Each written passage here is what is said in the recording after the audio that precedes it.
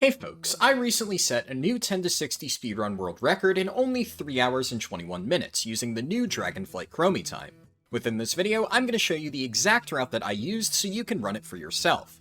Also, while my world record was completed on a Horde character, I've done extensive testing and speedrunning for the Alliance, so this video will contain a route for both factions. First and foremost, if you're not leveling an allied race, you need to reach level 10.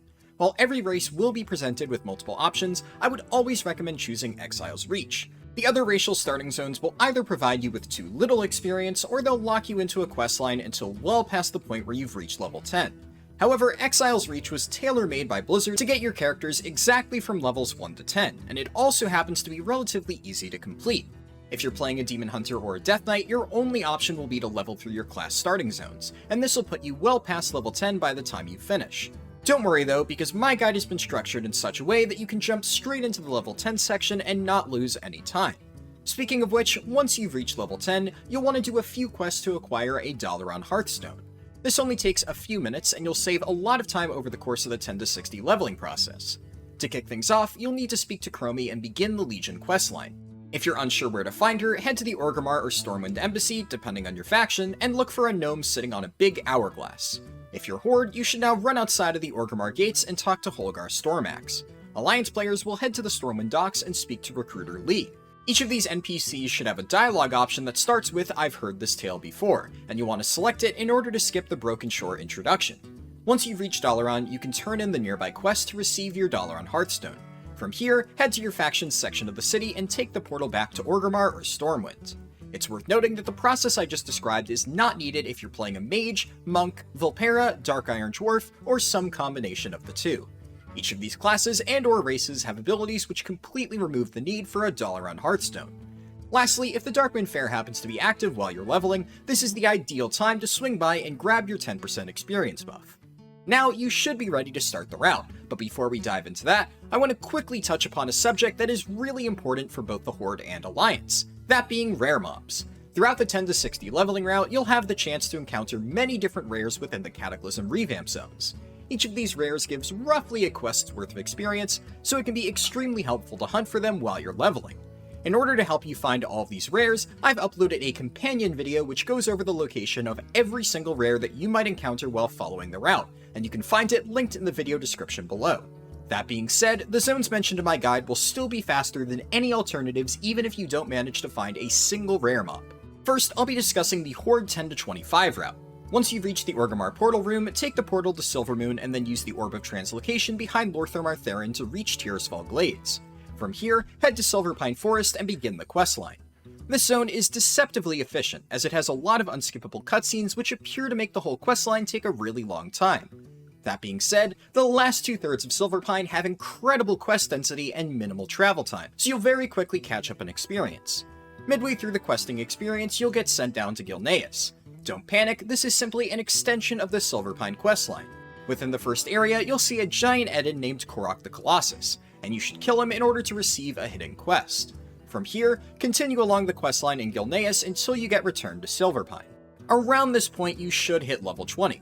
When this happens, set your Hearthstone to the nearest inn, which is either the Sepulchre or the Forsaken Front, and then use your Dalaran Hearthstone to portal hop over to Orgrimmar. At this point, you can learn your riding skill and activate War Mode. If you're a Vulpera, place your camp before you hearth to Org, then TP back to it.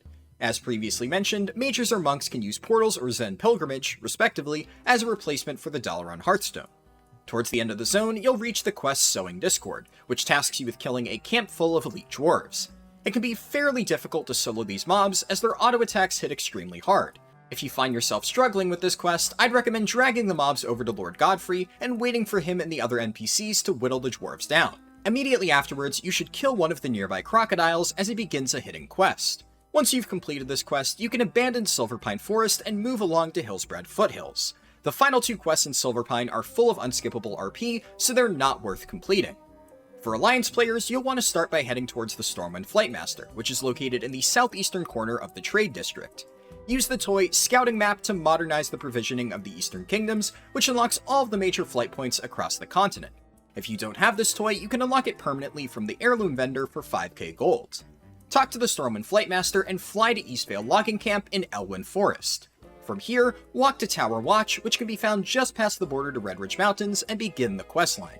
Continue normally until you reach the quest Prisoners of War, which you'll get shortly after reaching Camp Everstill. The quests from here on out are sparse, filled with RP, and take a while to complete, so I do not recommend finishing them. At this point, you should head back to the Flightmaster in Lakeshire and fly to Darkshire in Duskwood. Once you reach Duskwood, you'll want to complete almost the entire questline there, including the hubs on the western side. While Duskwood does have a lot of travel time between its hubs, the overall quest density is high enough to make up for it. The only quest that you should not complete is the final one, which tells you to kill Morlot M, as it requires a ton of travel time for a minimal reward. Upon reaching that quest and completing all of the other ones, return to Stormwind. At some point within Duskwood, you should also hit level 20. When this happens, set your Hearthstone to Darkshire and then use your dollar on Hearthstone to portal hop over to Stormwind. You should then learn your riding skill and activate War Mode before returning to Duskwood. As previously mentioned, mages, monks, and Dark Iron Dwarves can use their abilities as a replacement for the dollar on Hearthstone. By now, you should have reached roughly level 25, but it's okay if you're a few levels higher or lower. Horde players should now be entering Hillsbrad Foothills, and you'll want to complete the quest in the zone until you reach level 30. At this point, you can set your Hearthstone to the Sludge Fields and then return to Orgrimmar in order to learn flying. Unlike before, you will not immediately be using your Hearthstone to return to Hillsbrad. You should head over to Chromie and select the Warlords of Draenor questline. You'll be directed to speak to an NPC called Vanguard Battlemage, who can be found on the bottom floor of the Orgrimmar portal room. Talking to this NPC will cause you to be teleported to the Blasted Lands, and from here you'll need to run all the way to the Dark Portal and complete the WoD intro. Contrary to popular belief, the WoD intro is actually one of the most efficient questlines in the entire game, and if you skip it, you're doing yourself a huge disservice. Upon reaching Frostfire Ridge, complete the entire questline to set up your garrison, as this provides you with a garrison Hearthstone. You'll also want to finish the next few quests where you kill ogres, gather supplies, construct a barracks, and rescue all in Umberhide. After completing these 4 quests, use your regular Hearthstone and return to Hillsbrad Foothills. Alliance players will follow a fairly similar route. After leaving Duskwood and returning to Stormwind, you should speak with Chromie and begin the Warlords of Draenor questline. You'll be directed to speak to an NPC called Vanguard Battlemage, who can be found just inside the entrance to the Stormwind Mage Tower. Talking to this NPC will cause you to be teleported to the Blasted Lands, and you'll need to run to the Dark Portal in order to complete the WoD intro. Once you reach Shadowmoon Valley, complete the entire questline and set up your garrison, as this provides you with a garrison Hearthstone. You'll also want to finish the next few quests where you kill Pale Orcs, gather supplies, construct a barracks, and rescue Kiana Moonshadow. Around this time, you should receive a quest in your garrison from Cordana Felsong named Meet Us at Starfall Outpost.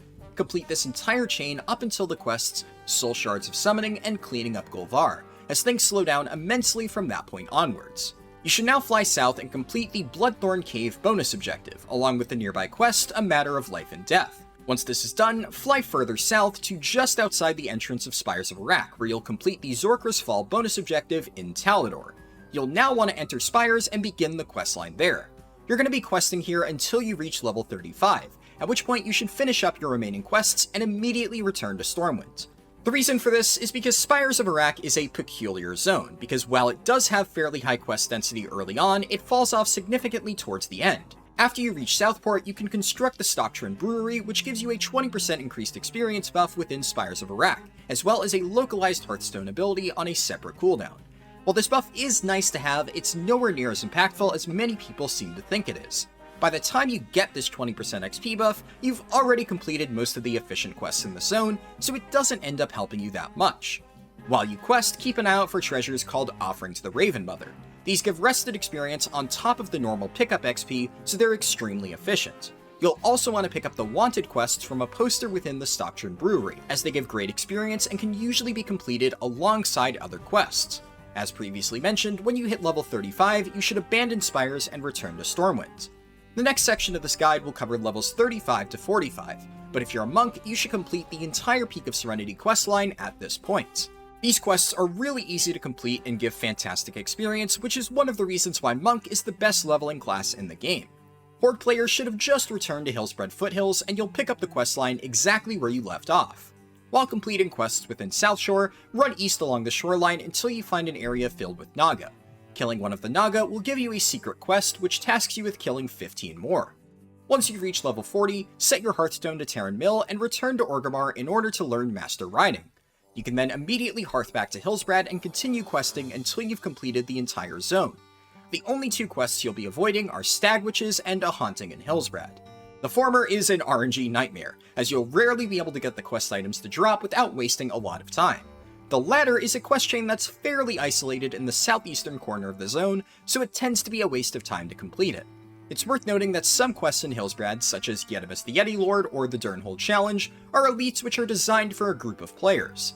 For most classes, these are extremely difficult to solo, but it is definitely possible. I'd recommend trying to solo them once if you're feeling confident, but if you can't manage it, just ask for help in general chat. There's usually a few people who are willing to group for it. Upon returning to Stormwind, Alliance players should take the Deep Run tram over to Ironforge. Mages and Dark Iron Dwarves can use portals or a mole machine, respectively, to reach Ironforge, as it's significantly faster than taking the tram. Unlike the previously mentioned skips, monks will not be able to accomplish this by using Zen Pilgrimage. Once you've arrived in Ironforge, you'll want to fly to the southern section of Loch Modan and start the questline in the Valley of Kings. From here, you should complete every single quest in Loch Modan, as it's by far the most efficient leveling area for the Alliance. Throughout the zone, there are 6 interactable objects called Stolen Explorers League documents, and they'll give you a quest whenever you interact with them. A few of these are directly in your questing path, but many are off the traditional route, so you'll have to take a bit of a detour to pick them up. On screen now, you can see the locations of all 6 Explorers League documents. This may seem pretty trivial, but each of these objects gives full quest XP for minimal effort, so it's absolutely worth going out of your way to pick these up. Also, just like before, whenever you hit level 40, you should set your Hearthstone to Thelsimer and return to Stormwind to learn Master Riding. When this happens, you can immediately hearth back to Loch Modan and continue the questline. We've now reached the final section of the guide, which covers levels 45 to 60. Both Alliance and Horde players should use their Garrison Hearthstone upon finishing Loch Modan or Hillsbrad Foothills, respectively. However, the exact route you'll take through WoD differs a bit for each faction. Horde players will fly in a straight line until they reach Gorgrond, and from here you should follow the questline until you arrive in Beastwatch. At this point, you'll be prompted to choose between the Savage Flight Club or the Lowlands Lumberyard. The Fight Club is a significantly better choice, as it gives you access to a ton of extremely efficient quests. From here, go north and complete the quests for Stonemaul Arena and Grand Canyon. While completing the quest A Harsh Reminder in Affliction Ridge, round up a wide variety of mobs and pop your champion's honor ability. This spell has a hidden effect which causes quest-starting items to drop while you kill certain enemies with the buff active. Under the Draenor Exploration tab, there's an achievement called Prove Your Strength, which can help you keep track of which quest items you've already collected. Ideally, you should use this buff only when you've rounded up a few different mobs of at least 2 different types in order to maximize your chances at getting quest items. After you've finished all of the quests within this area, continue along the Rexxar questline. You'll want to use your champion's honor ability once again on the Basilisks and Steam Furies that you'll encounter during the quest On the Mend. Later on, you can use it again while killing Ogron during the quest Fair Warning. After you finish the quest Chains of Iron, you should complete the nearby bonus objective Valley of Destruction. Upon returning to Beastwatch, you'll receive another quest named Strike While the Iron is Hot, but this one is extremely inefficient and should be ignored. Now you'll want to complete the Miscreant Mire and Razor Bloom bonus objectives just south of Beastwatch. While you're here, make sure you use the Champion's Honor ability on the nearby packs of Wasps and Ravagers. If you have leftover time in the buff after getting the Wasp and Ravager items, you can try to get the Orcthorn and Botanai Bloom drops in case you're still missing either one. Finally, head east and complete the entire Crimson Fen questline, and upon finishing it, return to Beastwatch to hand in all of your remaining quests. You should now leave Gorgrond and travel south towards Talador, but on your way there, you should complete the bonus objectives Ruins of the First Bastion and Tail Thrasher Basin. Continue flying south to Talador and construct the arsenal in Vol'jin's Pride. Do not complete any of the other quests here, as the main purpose of unlocking the arsenal is to gain access to some really efficient bonus objectives. Speaking of which, you'll want to complete the bonus objectives Mogron Logworks, Zangara, and Aruna's Desolation, in that order.